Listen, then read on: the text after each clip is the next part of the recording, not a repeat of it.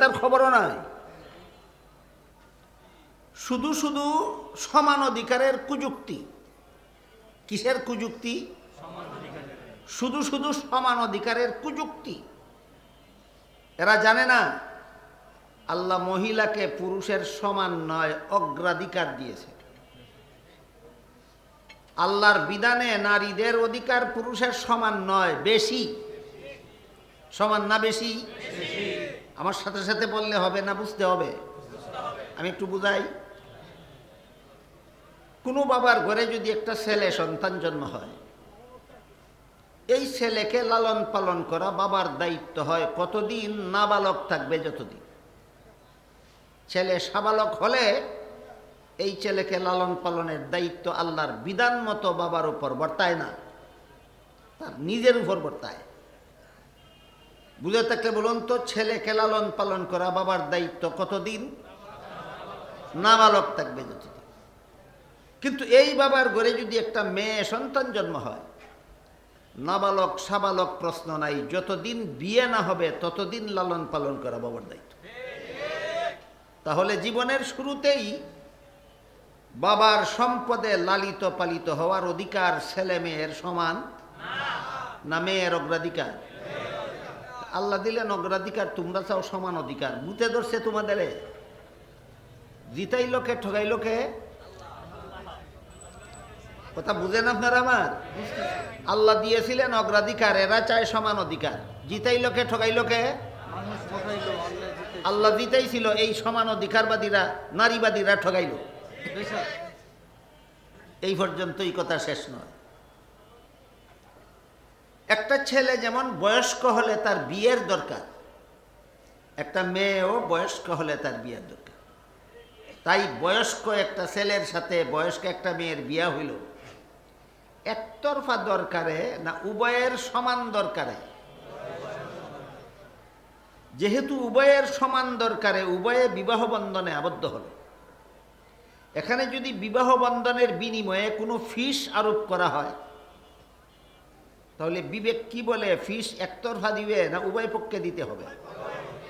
কিন্তু আল্লাহ বলেন না, বিবাহ বন্ধনে আবদ্ধ হওয়ার বিনিময়ে শুধু স্বামী তার স্ত্রীকে মোহরানা দিবে, স্ত্রী স্বামীকে এক টাকাও দিবে না। এটা কি অধিকার? এটা অগ্রাধিকার নয়, এটা একচেটিয়া অধিকার। ইসলাম নারীকে পুরুষের সমান নয়, হয়তো অগ্রাধিকার দেয় আর না হয় একচেটিয়া অধিকার দেয়। মোহর দিয়েই কি দায়িত্ব শেষ? সারা জীবনের খোরাকি স্বামীর পক্ষ থেকে স্ত্রীকেই দিতে হবে।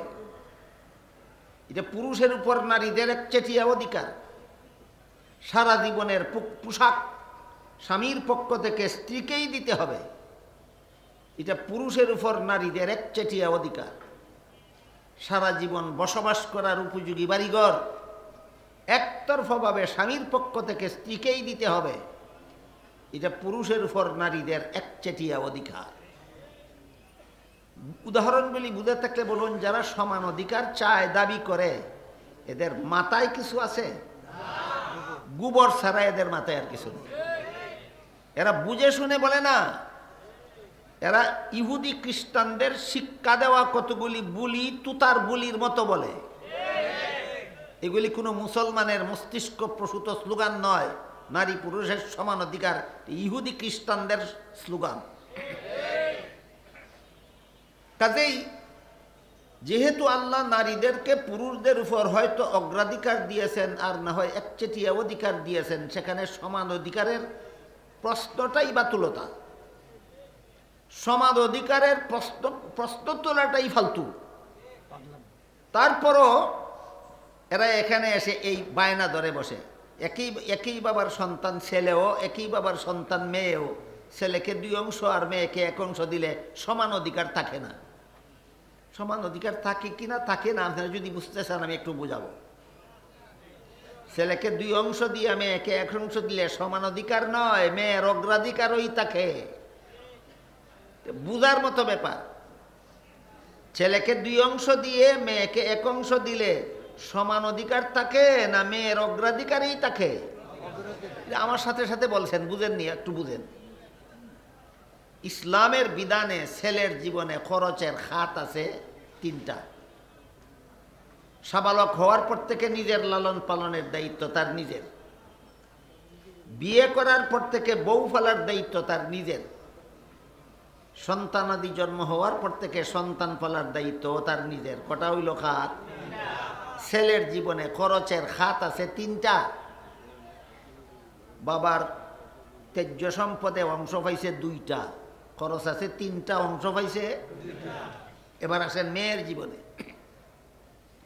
মেয়ের জীবনে সাবালক নাবালক প্রশ্ন নাই, যতদিন পর্যন্ত বিয়ে না হবে ততদিন পর্যন্ত লালন পালনের দায়িত্ব বাবার। বিয়ের পর থেকে মরণ পর্যন্ত লালন পালনের দায়িত্ব স্বামীর। নিজের ভরণ পোষণের দায়িত্ব নাই, স্বামী ভরণ পোষণের দায়িত্ব নাই, সন্তান ভরণ পোষণের দায়িত্ব নাই। মেয়ের জীবনে খরচের খাত নাই একটাও, অংশ পাইছে 1টা।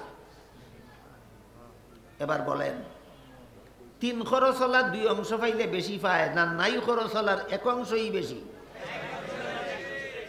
এতটুকু কথা এই সমস্ত পচা মস্তিষ্ক সম্পন্ন জ্ঞান পাপীদের মাথায় ধরে না। এদের মাথায় শুধু এতটুকু ধরে 1 থেকে 2 বেশি। এগুলির মাথার মস্তক তাজা আছে না পচে গেছে মনে করেন? এগুলির মাথার মস্তক পচে গেছে, শুধু 1 থেকে 2 বেশি এটা বুঝে, কিন্তু 2 ওলার যে 2 অংশওয়ালার খরচ আছে 3টা, ওইটা বুঝে না। আর 1 অংশওয়ালার যে মোটেও খরচ নাই সেটা বুঝে না। এই সমস্ত জ্ঞান পাপীদের উদাহরণ হলো, একটা গল্প আছে, একটা মূর্খ লোক ছিল, অশিক্ষিত, লেখাপড়া তো জানেই না, দস্তখত জানে না। সম্পদ বেচা কিনা করলে বাম হাতের বৃদ্ধাঙ্গুল দিয়ে টিপ দেয়, দস্তখত জানে না। কেমন মূর্খ মনে করেন? এই লোকটার একটা ছেলে ছিল অত্যন্ত মেধাবী, স্কুলে লেখাপড়া করতে দিছে। একাধারে 10 বছর লেখাপড়া করিয়া তার ছেলেটা মেধাবী হওয়ার কারণে এসএসসি পরীক্ষা দিয়া ফার্স্ট ডিভিশন, ফার্স্ট বয় হইয়া পাস করলো। বুঝে থাকলে বলেন তো, যদি ফার্স্ট বয় হইয়া থাকে তাহলে রোল নম্বর কত হবে? Roll number 1। বাপ শিক্ষিত না মূর্খ? সে কিন্তু রোল নম্বর 1 হইলে পরীক্ষায় নম্বর বেশি পায় না, 10 হইলে নম্বর বেশি পায়, এত কথা বুঝে না, শুধু বুঝে 1 থেকে 10 বেশি। এই জন্য ফল ঘোষণার পরে মূর্খ বাবা ছেলেকে জিজ্ঞাসা করে, পরীক্ষাতে দিছিলা, পাস করছো? ছেলে বলে পাস করছি। বাবা জিজ্ঞাসা করে, কত নম্বরে? কি বলবে? খালি কইছি 1 নম্বরে। এমনি করে সর্বনাশ করছস? ছেলে কয়, কি সর্বনাশ করলাম? কয়, পাশের বাড়ির ছেলেরা তোর সাথে পরীক্ষা দিয়া সে তো 10 নম্বরে পাস করলো, তুই এত কম নম্বরে পাস করলি কেন? এই অশিক্ষিত গোয়ারে যেমন বুঝে না 1 নম্বরে পাস করলে নম্বর বেশি পায় না, 10 নম্বরে পাস করলে নম্বর বেশি পায়, ঠিক তেমনিভাবে আমাদের সমাজের কতগুলি শিক্ষিত গোয়ারে বুঝে না 3 খরচওয়ালা 2 অংশ পাইলে বেশি পায় না, নাই খরচওয়ালার 1 অংশই বেশি। তাহলে আল্লাহ পাক রব্বুল আলামিন সূরা নিসার 11 নম্বর আয়াতে যে বিধান দিলেন, ছেলে পাবে 2 অংশ, মেয়ে পাবে 1 অংশ, অযৌক্তিক না চূড়ান্ত যুক্তিসম্মত? আল্লাহর কোনো বিধান চূড়ান্ত যুক্তিসম্মত ছাড়া নাই। ইসলামে এমন কোনো বিধান নাই যার পক্ষে চূড়ান্ত কোনো যুক্তি নাই, কিন্তু ইসলামের সকল বিধানের যুক্তি বুঝার যোগ্যতা সকল পণ্ডিতের মাথায় নাই। ইসলামে এমন একটা বিধানও নাই যার পক্ষে চূড়ান্ত কোনো যুক্তি নাই, কিন্তু সকল বিধানের যুক্তি বুঝার যোগ্যতা সকলের মাথায় নাই। বুঝে থাকলে এবার বলুন তো, ছেলের 2 অংশ, মেয়ের 1 অংশ অযৌক্তিক না চূড়ান্ত যুক্তিসম্মত? এইভাবে আজকাল অনেক বড় বড় শিক্ষিতরা কোরআনের বিভিন্ন বিধানের বিরুদ্ধে আপত্তি উঠায়। আপত্তিটা উঠায় খুব সরবে, আর তার আপত্তিতে কোরআনের বিরুদ্ধে ওই কথাটা চালায় নীরবে। কোরআনের বিরুদ্ধে বলতেছি এই কথা বলে না, শুধু বলে ওই বিধানটা যুক্তিসম্মত নয়। বিধানটা তো কোরআনের, এটা তোমার দৃষ্টিতে যদি যুক্তিসম্মত না হয়ে থাকে তাহলে তুমি অযৌক্তিক কাকে সাব্যস্ত করলা? স্বয়ং আল্লাহকে তুমি অযৌক্তিক সাব্যস্ত করলা। এই হইল কুফরির কারণ। কোরআনের কোনো আয়াতের বিরুদ্ধে যুক্তি দিলে ঈমান তাকে না কাফের হয়ে যায়। যার মতবাদ কোরআনের বিরুদ্ধে যায় তার মতবাদের নামই কুফুরি মতবাদ। যার মতবাদ কোরআনের বিরুদ্ধে যায় তার মতবাদের নামই কুফুরি মতবাদ।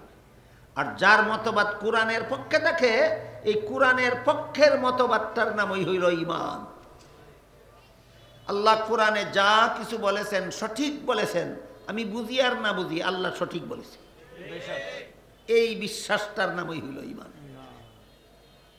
আমার যাচাই মতে আমাদের দেশের সাধারণ মুসলমানদের ঈমান ঠিক আছে,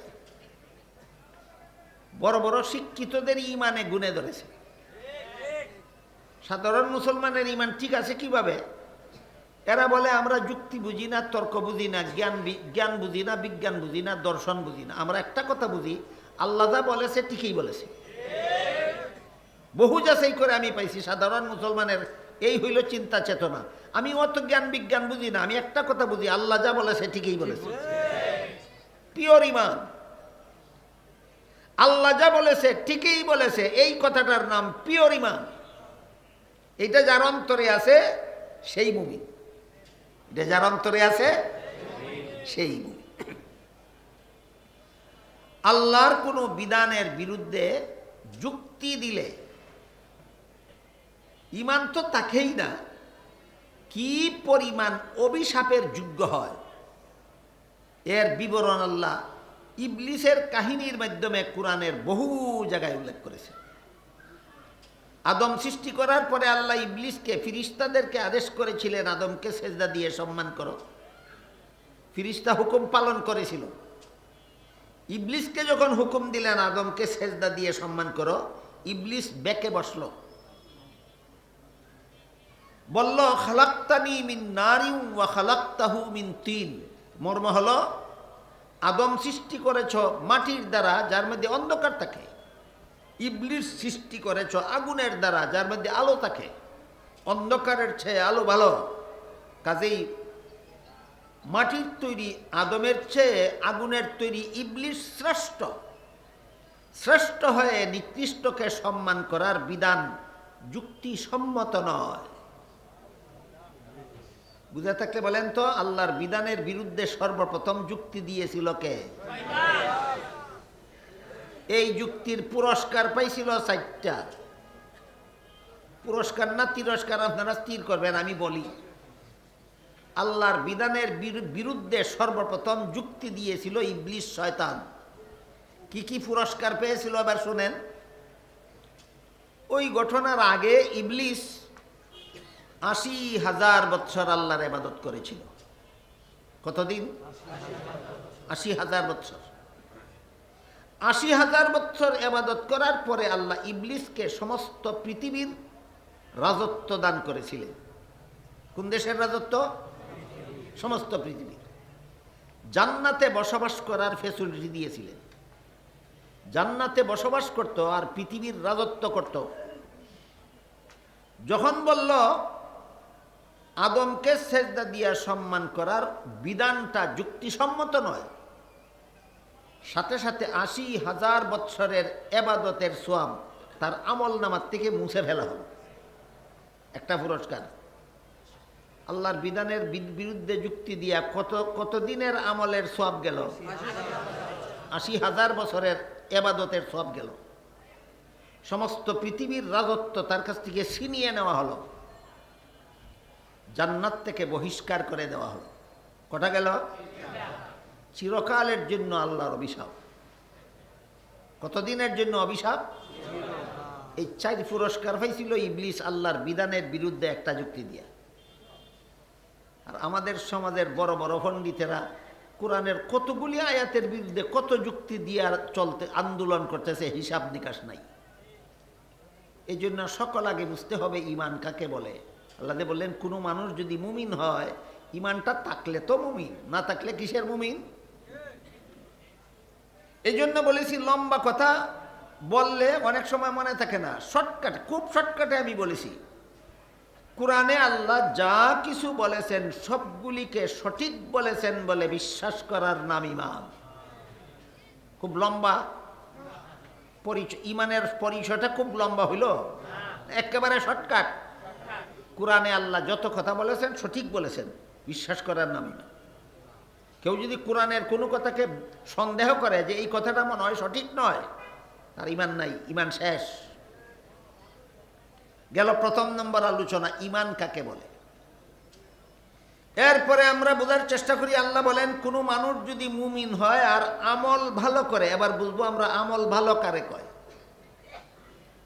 আল্লাহ এবং আল্লাহর রাসূল কুরআন এবং হাদিসের মাধ্যমে যেসব কাজ করার জন্য বান্দাকে আদেশ করেছেন অথবা যেসব কাজ করার উৎসাহ প্রদান করেছেন, এই কাজগুলির নাম নেক আমল।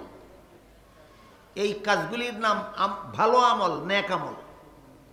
যেমন আল্লাহ 5 বেলা নামাজ পড়ার আদেশ করেছেন, এটা একটা নেক আমল। রমজান মাসে রোজা রাখার আদেশ করেছেন, এটা একটা নেক আমল। রমজান মাসের রাতের বেলায় তারাবিহের নামাজ পড়ার জন্য আল্লাহ কোরআনে আদেশ করেননি, কিন্তু রাসূল করিম সাল্লাল্লাহু আলাইহি ওয়াসাল্লাম হাদিস শরীফে উৎসাহ প্রদান করেছে। সুতরাং তারাবির নামাজ একটা নেক আমল। এক কথায় আল্লাহ এবং আল্লাহর রাসূলের পক্ষ থেকে যেসব কাজের আদেশ করা হয় সেইগুলিও নেক আমল, আর যেসব কাজের উৎসাহ প্রদান করা হয় সেইগুলিও, এই 2 প্রকার নেক আমল। মুমিন ঈমান ঠিক রাখার পরে যারা ঈমানদার, যাদের ঈমান ঠিক আছে, যারা বিভিন্ন আল্লাহর বিধানের বিরুদ্ধে আপত্তি উত্থাপন করে, যারা নিজেদের ঈমানটাকে ধ্বংস করেনি, তাদের নেক আমলের মূল্য কত আল্লাহ পাক রব্বুল আলামিন বলেন, ওয়া'আদাল্লাহুল্লাযীনা আমানু মিনকুম ওয়া আমিলুস সালিহাত লা ইস্তাখলিফান্নাহুম ফিল আরদি কামাস্তাখলাফাল্লাযীনা মিন ক্বাবলিহিম ওয়া লা ইউমাক্কিনান্না লাহুম দীনাহুমুল্লাযী ইরতাদা লাহুম ওয়া লা ইউবাদদিলান্নাহুম মিন বাদি খাউফিহিম আমনা। এই আয়াতে আল্লাহ বলেন, হে মুমিন মুসলমানেরা, তোমাদের যাদের ঈমান ঠিক আছে, তোমরা যদি আমলটা ভালো করো, ঈমান ঠিক থাকার পরে আমলটা যদি ভালো করো, তাহলে দুনিয়াতেই তোমাদেরকে 3টা পুরস্কার দেবে। ঈমানদারের আমল ভালো হইলে দুনিয়াতে দিবেন কত পুরস্কার? 3 পুরস্কার। মরণকালে দিবেন একটা মহা পুরস্কার। কবর জগতে আছে অনেক পুরস্কার, পরকালের পুরস্কার হবে জান্নাত। এতগুলি পুরস্কারের বিবরণ দিয়ে আমি শেষ করতে পারবো না, শুধু দুনিয়ার 3 পুরস্কারের কথা শুনুন। আল্লাহ বলেন, হে মুমিন মুসলমানেরা, তোমরা যদি আমলটা ভালো করো, তাহলে দুনিয়াতেই তোমাদেরকে 3 পুরস্কার দেব। 1 নম্বর, লা ইস্তাখলিফান্নাহুম ফিল আরদি কামাস্তাখলাফাল্লাযীনা মিন ক্বাবলিহিম। পৃথিবীর শাসন ক্ষমতা তোমাদের হাতে দেব। সারাটা বিশ্ব মুসলমান শাসন করবে যদি মুসলমান সুদকুর, ঘুষকুর, মদকুর, গাঁজাখুর, দুর্নীতিবাজ, জালিয়াতিকারী, অপকর্মে লিপ্ত না হয়। যদি মুসলমান চুর না হয়, মুসলমান ডাকাত না হয়, মুসলমান খুনি না হয়, মুসলমান সন্ত্রাসী না হয়, মুসলমান জিনাকার না হয়, মুসলমান জবরদখলকারী না হয়, মুসলমান যদি ছিনতাইকারী না হয়, মুসলমান যদি সুদকুর না হয়, মুসলমান যদি ঘুষকুর না হয়, মুসলমান যদি মদকুর না হয়, মুসলমান যদি গাঞ্জাকুর না হয়, মুসলমান যদি দুর্নীতিবাজ না হয়, মুসলমান যদি জালিয়াতিকারী না হয়, আল্লাহ বলেন সমস্ত পৃথিবীর শাসন ক্ষমতা মুসলমানদের হাতে তুলে দেব।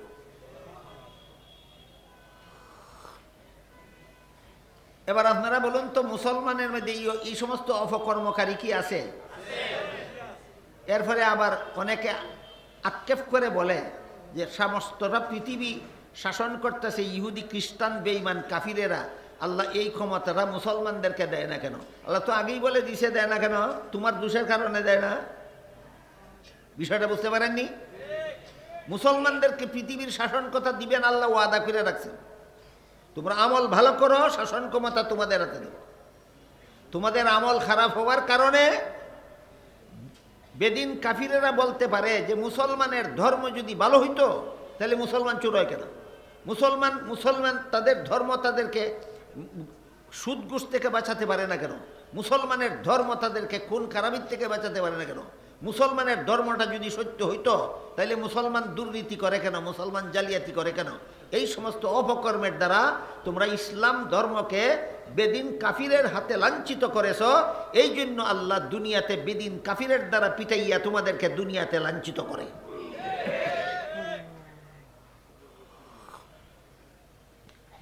মুসলমানের বদ আমলের কারণে বেদিন কাফিরের কাছে ইসলামের লাঞ্ছনা হয়, এর শাস্তি স্বরূপ আল্লাহ দুনিয়াতে বেদিন কাফির দ্বারা মুসলমান পিটাইয়া মুসলমানদেরকে লাঞ্ছিত করে। আমি কি বুঝাতে পারলাম আমাদের কোন পাপের শাস্তি আমরা ভোগ করতেছি? বদ আমল পাপের শাস্তি ভোগ করতেছি, বেদিন কাফিরের হাতে পিটুনি খাইয়া আমরা লাঞ্ছিত। গেল এক পুরস্কার। আল্লাহ বলেন ইমানদাররা যদি আমল ভালো করে তাহলে দুনিয়াতেই 3 পুরস্কার দিব। 1 নম্বর, সমস্ত পৃথিবীর শাসন ক্ষমতা মুসলমানদের হাতে দিব। 2 নম্বর, লায়াস্তাখলিফান্নাহুম ফিল আরদি কামাস্তাখলাফাল্লাযীনা মিন ক্বাবলিহিম ওয়া লায়ুমাক্কিনান্না লাহুম দীনাহুমুল্লাযী ইরতাদা লাহুম। ইমানদারগণ যদি আমল ভালো করে তাহলে 2 নম্বর পুরস্কার দেব আমি এদেরকে, ইসলামকে আমি আল্লাহ নিজ দায়িত্বে সারা বিশ্বে প্রতিষ্ঠিত করে দেব। ইসলামকে আল্লাহ প্রতিষ্ঠিত করে দিবেন।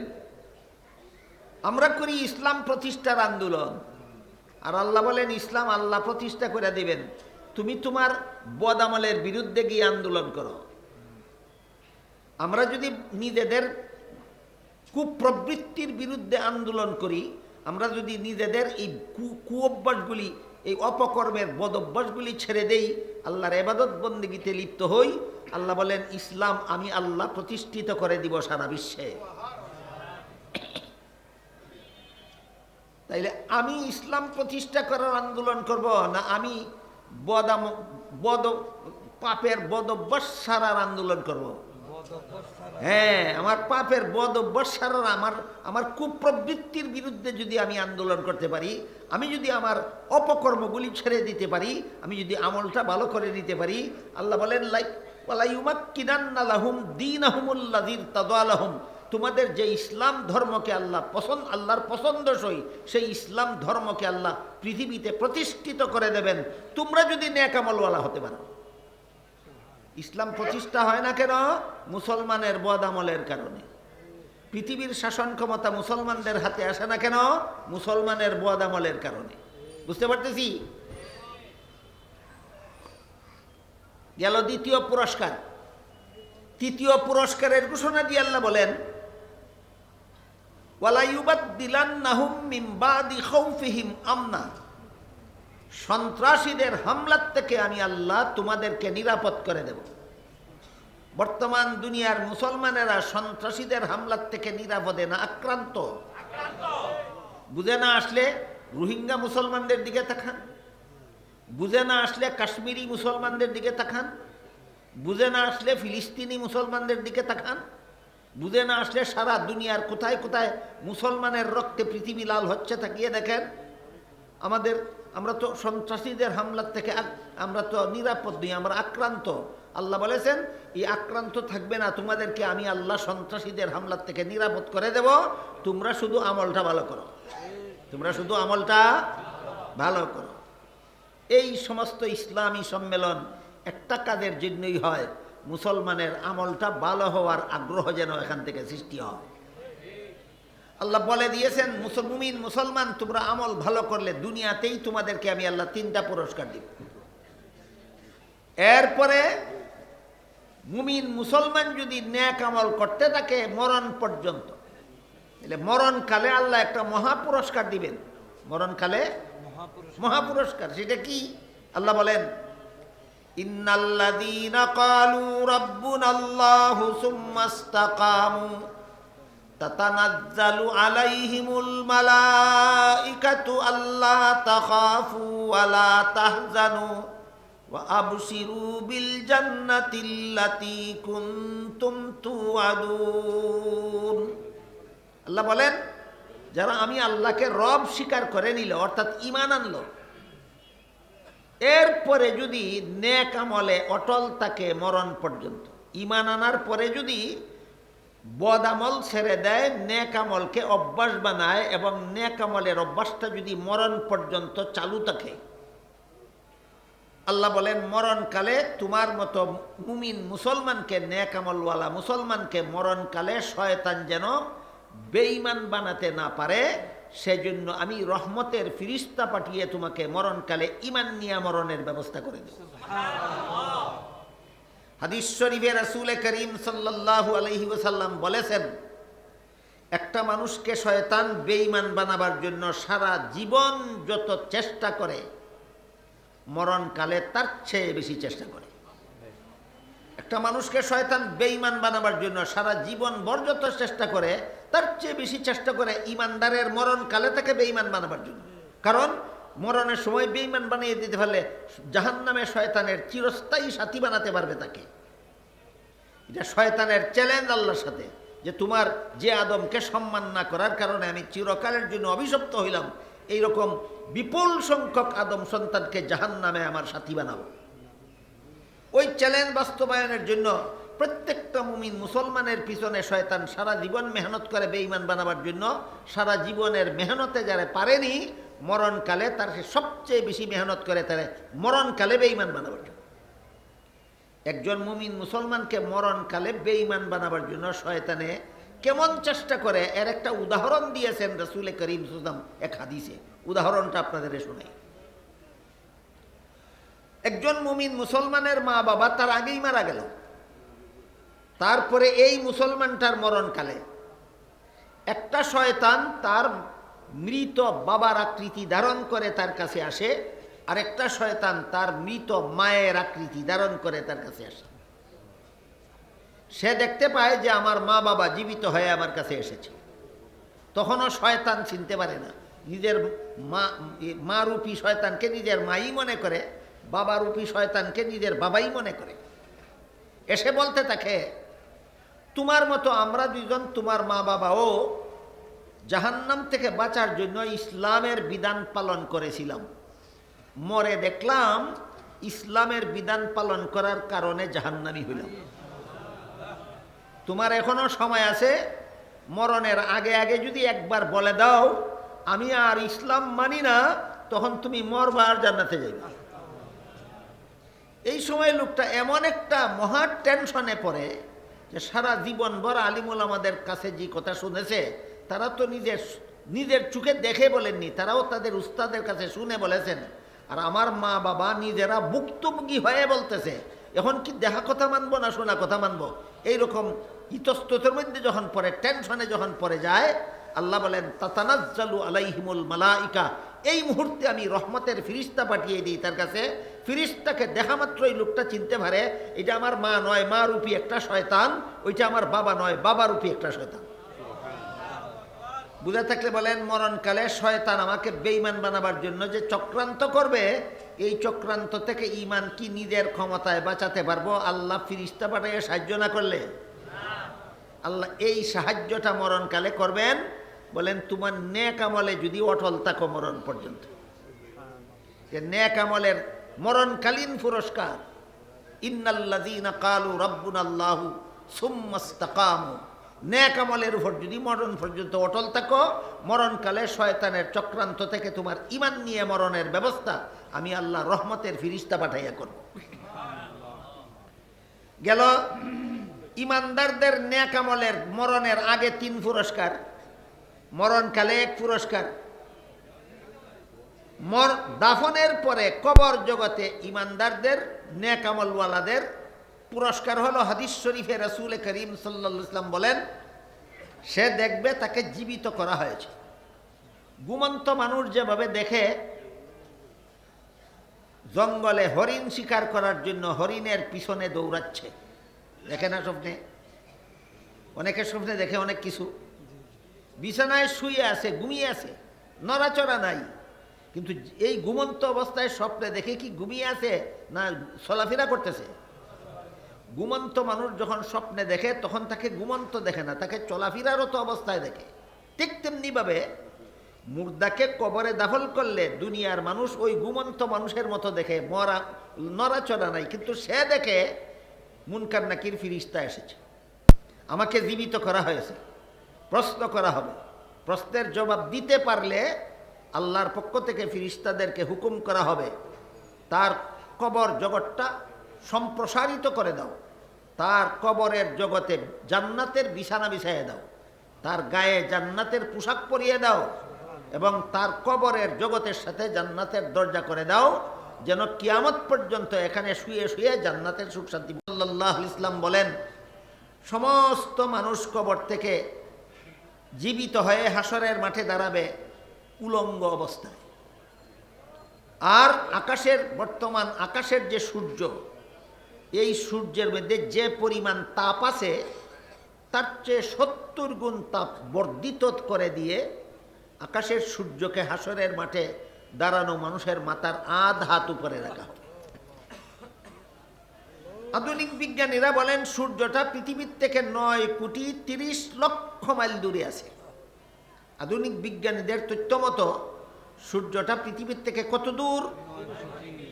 9,30,00,000 মাইল দূরে আছে। আল্লাহ রসুল বলেন সেই সূর্যটা সেখান থেকে হাসরের মাঠে দাঁড়ানো মানুষের মাথার আধ হাত উপরে রাখা হবে। তাও বর্তমানে যে তাপ আছে তার চেয়ে 70 গুণ তাপ বর্ধিত আকারে। বুঝে থাকলে বলুন তো, হাসরের মাঠে দাঁড়ানোটা একটা মামুলি ব্যাপার না, মহা ভয়ঙ্কর ব্যাপার। ইমানওয়ালারা যদি নেক আমল করতে করতে মরে, গুনাহ যদি তওবা করে যদি গুনার বদ অভ্যাস ছেড়ে গুনাহ মাফ করে যদি মরে, সেই দিন এই সমস্ত নেক আমলওয়ালা ইমানদারদেরকে আল্লাহর আরশের ছায়ার নিচে ছায়া দেওয়া হবে। আপনারা কি চান কবরে আপনাদের জান্নাতের সুখ শান্তি উপভোগের ব্যবস্থা হোক? আপনারা কি চান হাসরের মাঠে আপনাদের আল্লাহর আরশের ছায়ার নিচে ছায়া থাকুক?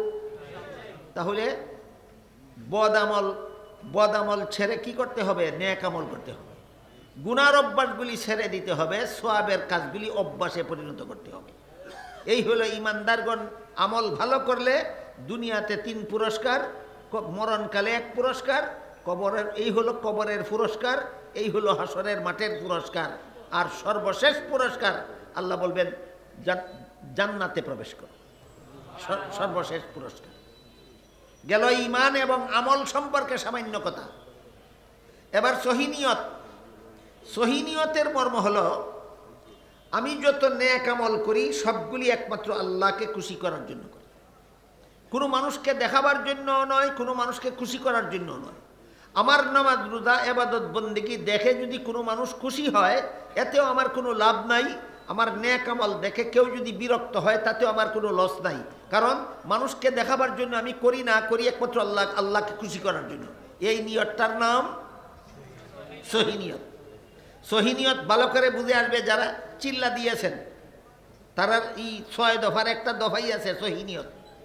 এই সহিনিয়তের মর্মই হলো, আমি নামাজ রোজা ইবাদত বন্দেগী কোনো বান্দাকে খুশি করার জন্য করি না, কাউকে দেখাবার জন্য করি না, একমাত্র আল্লাহকে সন্তুষ্ট করার জন্য করি। এই নিয়তটার নাম হইল সহিনিয়ত। আল্লাহ বলেন, কোনো মানুষ যদি মুমিন হয় আর আমল ভালো করে আর আমলটা সহিনিয়তে করে, 4 নম্বর গুণ হইল আমলটা যদি নবীর তরিকা মতে করে। নবীর তরিকা বলতে প্রত্যেকটা আমলের এক একটা আমলের এক একটা সিস্টেম আছে, পদ্ধতি আছে। এই পদ্ধতিগুলি নবী শিক্ষা দিয়ে গেছে। যেমন ধরেন 5 বেলার নামাজের জমাতের জন্য আযান একামতের পদ্ধতি নবী শিক্ষা দিয়েছেন কিনা? 5 বেলার নামাজ জমাতের সাথে পড়ার জন্য আযান একামতের পদ্ধতি নবী শিক্ষা দিয়েছেন। নবীর শিক্ষা দেওয়া পদ্ধতিকেই নবীর তরিকা বলা হয়। জুম্মার নামাজের জমাতের জন্য আযান একামতের পদ্ধতি নবী শিক্ষা দিয়ে গেছেন। এবার বলেন তো, ঈদের নামাজের জমাতের জন্য আযান একামতের পদ্ধতি কি নবী শিক্ষা দিয়েছেন? ঈদের নামাজের জমাতের জন্য আযান হয়, একামত হয়, কেন? নবীর তরিকায় নাই। যেটা নবীর তরিকায় আছে সেটা আমি করব, যেটা নবীর তরিকায় নাই সেটা আমি করব না। তাহলে ওই 4র্থ গুণ আমার মধ্যে অর্জিত হল। এই জন্য এক এক নামাজের এক এক নিয়ম নবীর শিক্ষা দেওয়া, যে কোনো মানুষের মন গড়া নয়। 5 বেলার নামাজের জন্য আযান একামতের পদ্ধতি নবী শিক্ষা দিয়েছেন। জুম্মার নামাজের জমাতের জন্য আযান একামতের পদ্ধতি নবী শিক্ষা দিয়েছেন। কিন্তু ঈদের নামাজের জমাতের জন্য আযান একামতের পদ্ধতি নবী শিক্ষা দেননি। আমার কথা বুঝে থাকলে বলতে পারবেন, 5 বেলার নামাজের জমাতের জন্য আযান একামত দেন, ঈদের জমাতে আযান একামত দেন না কেন? নবীর তরিকায় নাই। দেন না কেন? নবীর তরিকায় নাই। আবার দেখুন জানাজার নামাজ, সেখানে জমাত আছে কিন্তু আজানও নাই, একামতও নাই, কোরআন তেলাওয়াত নাই, রুকুও নাই, সেজদাও নাই। রুকুও নাই, সেজদাও নাই। কেন সব নামাজে রুকু সেজদা করেন, জানাজার নামাজে রুকু সেজদা করেন না কেন? একটাই কারণ, নবীর তরিকায় নাই। একটাই কারণ, নবীর তরিকায় নাই। নবীর তরিকায় নাই এমন কাজ যদি কেউ সওয়াবের কাজ মনে করে এমন মন গড়া কাজের নাম ওই বেদাত। এমন মন গড়া কাজের নাম বেদাত। হাদিস শরীফে রাসূল করিম সাল্লাল্লাহু আলাইহি ওয়াসাল্লাম বলেন, ইয়াকুম ওয়া মুহদাসাতিল উমুর ফাইন্না কুল্লা মুহদাসাতিন বিদআতুন ওয়া কুল্লা বিদআতিন দালালা ওয়া কুল্লা দালালাতিন ফিন্নার, আও কামা ক্বালা আলাইহিস সালাতু ওয়াস সালাম। অর্থাৎ হে মুমিন মুসলমানেরা, তোমরা মন গড়া পদ্ধতিতে সওয়াবের কাজ করবা না, করলেই বেদাত হবে, আর বেদাত করলেই জান্নাতের পথ হারাবে, জান্নাতের পথ হারালেই জাহান্নামে যেতে হবে। কত গুণ হইল? 4 গুণ। 1 নম্বর মুমিন হওয়া, 2 নম্বর নেক আমল করা, 3 নম্বর সহি নিয়তে করা, 4 নম্বর নবীর তরিকা মতে করা। কটা হইল? 4টা। ঈমান, আমল, সহি নিয়ত, নবীর তরিকা। ঈমান, আমল, সহি নিয়ত, নবীর তরিকা। এই 4 গুণ বিশিষ্ট লোকটা আল্লাহ বলেন, পুরুষ হোক অথবা নারী হোক, আমি আল্লাহ তাকে পবিত্র জীবন দান করব। এবার আর যদি 2-4 মিনিট ধৈর্যের সাথে বসে শুনবেন বলেন, তাহলে পবিত্র জীবনের ব্যাখ্যাটা বলে দেই। আল্লাহ বলেন 4 গুণ বিশিষ্ট লোকটা পুরুষ হোক অথবা নারী হোক, আমি আল্লাহ তাকে পবিত্র জীবন দান করব। এই পবিত্র জীবনের 2 ব্যাখ্যা। একটা হলো পরকালে আখেরাতে পবিত্র জীবন, আর একটা হলো দুনিয়াতে পবিত্র জীবন। বুঝে থাকলে বলুন, আল্লাহতে বলেছেন 4 গুণ বিশিষ্ট নারী পুরুষকে আল্লাহ পবিত্র জীবন দান করবেন। এই পবিত্র জীবনের ব্যাখ্যা কটা? 2টা। একটা হলো আখেরাতে, একটা হলো দুনিয়াতে। আখেরাতের পবিত্র জীবনের সহজ ব্যাখ্যা জান্নাতি জীবন। আখেরাতের জান্নাতি জীবনের নাম পবিত্র জীবন। আখেরাতের কোন জীবনের নাম পবিত্র জীবন? জান্নাতি জীবনের নাম আখেরাতে পবিত্র জীবন। সারমর্ম হইল, এই 4 গুণে গুণী নারী পুরুষকে আমি জান্নাত দান করব। এটা হলো আখেরাতের ব্যাপার। আরেকটা আছে দুনিয়াতে পবিত্র জীবন। 4 গুণে গুণী নারী পুরুষকে আল্লাহ দুনিয়াতে যে পবিত্র জীবন দান করবেন, সেই পবিত্র জীবনের ব্যাখ্যা হলো, যার ঈমান ঠিক আছে, আমল ভালো, যার নিয়ত সহি, যে নবীর তরিকা মতে আমল করে, এই 4 গুণে গুণান্বিত পুরুষ হোক নারী হোক, এই 4 গুণে গুণী কোনো নারী পুরুষ যদি কোনো বিপদগ্রস্ত হয়, কোনো রোগে আক্রান্ত হয়, অভাবগ্রস্ত হয়, যত বড় অভাবগ্রস্ত হোক না কেন, যত বড় রোগে আক্রান্ত হোক না কেন, যত বড় বিপদগ্রস্ত হোক না কেন, আমি এই 4 গুণে গুণী নারী পুরুষকে মরণ পর্যন্ত দুনিয়ার জীবনে কোনোদিন তার অন্তরটাকে আমি হতাশ করব না, সান্ত্বনায় ভরপুর থাকবে। বিপদে পড়লেই যারা ঘাবড়াইয়া যায়, হতাশ হয়ে যায়, বোঝা গেল এদের 4 গুণের অভাব আছে। 4 গুণের যাদের অভাব নাই, এরা বিপদে পড়লে হতাশ হয় না। 4 গুণের গুণে যারা গুণী, যারা তারা কোনো রকমের রোগে আক্রান্ত, যত বড় জটিল রোগে আক্রান্ত হোক ঘাবড়িয়ে যায় না, যত বড় অভাবগ্রস্ত হোক কোনোদিন ঘাবড়ায় না। কারা? 4 গুণের গুণী যারা। কেন ঘাবড়ায় না? আল্লাহ কোন সান্ত্বনার দ্বারা এদের অন্তরকে ভরপুর করে রাখবেন, এর একটা উদাহরণ শুনুন। হাদিস শরীফে রাসূল করিম সাল্লাল্লাহু আলাইহি ওয়াসাল্লাম বলেন, কোনো ইমানদার মুমিন মুসলমানের পায়ে যদি একটা কাটা ফুটে, কাটা ফুটা বুঝেন? বড়ই গাছ আছে না, বড়ই গাছ, বড়ই গাছের ডালে কাটা থাকে না? অনেক সময় কাটাগুলি ভেঙ্গে ভেঙ্গে গাছের নিচে পড়ে। এই জন্য কোনো সময় কেউ যদি জুতা ছাড়া খালি পায়ে বড়ই গাছের নিচ দিয়ে যায়, অনেক সময় তার পায়ে ওই বড়ইয়ের পরে যাওয়া কাটা পায়ে ফুটে। এরকম আল্লাহ রসুল বলেন, কোনো মুমিন বান্দার পায়ে যদি একটা কাটা ফুটে, এই কাটা ফুটার কারণে তার যত সামান্য কষ্ট হয়, বলেন তো লাঠি দিয়া মাথায় আঘাত করে মাথা ভেঙ্গে ফেলার মতো কষ্ট না, সামান্য সুইয়ের কুচার মতো, পিপিলিকার কামড়ের মতো, ছোট্ট একটা পিপিলিকা কামড় দিলে যে পরিমাণ কষ্ট হয়, একটা বড়ইয়ের কাটা পায়ে ফুটে এই পরিমাণ কষ্ট হয়। এই যত সামান্য কষ্ট হয় তার এই পায়ের কাটা ফুটার কারণে, এই কষ্টটার বিনিময়েও আল্লাহ হয়তো তার কোনো না কোনো গুনাহ মাফ করেন, আর না হয় তার মর্যাদা বাড়িয়ে দেন। এবার বলেন, একটা কাটাফুটার কষ্টের বিনিময়ে যদি আল্লাহ আমার গুনাহ মাফ করে দেন, আমার মর্যাদা বাড়িয়ে দেন, তাহলে আমি জটিল রোগে আক্রান্ত হইলাম, কত বড় কষ্ট। আমি জীবনভর অভাবী জীবন যাপন করছি, কত বড় কষ্ট। আমি মারাত্মক রকমের বিপদগ্রস্ত হলে কত বড় কষ্ট। এই বিপদগুলি, কষ্টগুলি, অভাবগুলি আল্লাহ ইচ্ছা করে ইমানদার মুমিন বান্দাদের দিয়া থাকেন, যেন পরকালের শাস্তি তোমার এখানেই হালকা হয়ে যায়। এই কথাটা যারা বুঝে, এই কথাটা যাদের অন্তরে বদ্ধমূল থাকে, এরা বিপদে পড়লেও কোনোদিন ঘাবড়ায় না, অভাবগ্রস্ত হলেও ঘাবড়ায় না, এরা কোনোদিন রোগাক্রান্ত হলেও ঘাবড়ায় না। এটা হইল দুনিয়ার পবিত্র জীবন। এই জিনিসটা বুঝাবার বিষয় নয়, বুঝার বিষয়। 4 গুণে গুণী হয়ে দেখুন আপনি। 4 গুণে গুণী হলে দেখবেন আপনি অভাবগ্রস্ত হইলেও মন আপনার ঘাবড়াবে না কখনো। আপনি রোগাক্রান্ত হলেও মন সান্ত্বনায় ভরপুর থাকবে। আপনি বিপদগ্রস্ত হলেও মন সান্ত্বনায় ভরপুর থাকবে। এটা নিজে বুঝবার ব্যাপার, বুঝাবার ব্যাপার নয়। কোনো বিষয় এমন থাকে সময় মতো নিজেই বুঝতে হয়, বুঝানো যায় না। যেমন একটা উদাহরণ, হাকিমুল উম্মত হজরত আল্লামা আশরাফ আলী থানভী রহমতুল্লাহি আলাইহির কাছে একজনে জিজ্ঞাসা করেছিল, থানভী সাহেব, আমি আল্লাহর প্রিয় পাত্র হলাম কিনা আমি কি বুঝতে পারবো? থানভী রহমতুল্লাহ আলী বলেন, এটা বুঝাবার ব্যাপার নয়, বুঝার ব্যাপার। তুমি যেদিন প্রিয় পাত্র হইবা সেদিন তুমি বুঝবা। এর আগ পর্যন্ত তোমাকে বোঝানো যাবে না আল্লাহর প্রিয় পাত্র কিভাবে হয়। কথাটা বুঝাতে গিয়ে থানভী একটা উদাহরণ দিয়েছেন চমৎকার। সেটা হইল 5 বৎসরের একটা নাবালক ছেলে, তারে যদি আপনি 5 ঘন্টা লেকচার দিয়ে বোঝান সাবালক কাকে বলে, বুঝবে কিছু? কিন্তু যেদিন সাবালক হবে নিজেই বুঝবে। তাহলে বলুন তো, সাবালক ব্যাপারটা বুঝাবার ব্যাপার না, নিজে বুঝার ব্যাপার।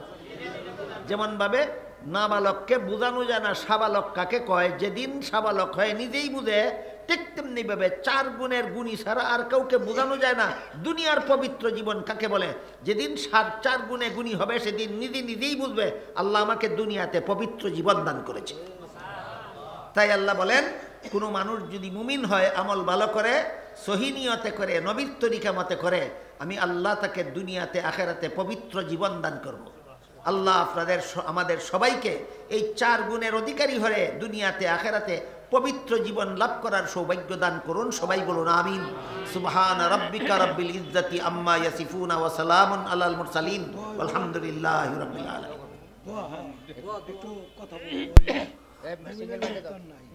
দাঁড়ানো অবস্থায়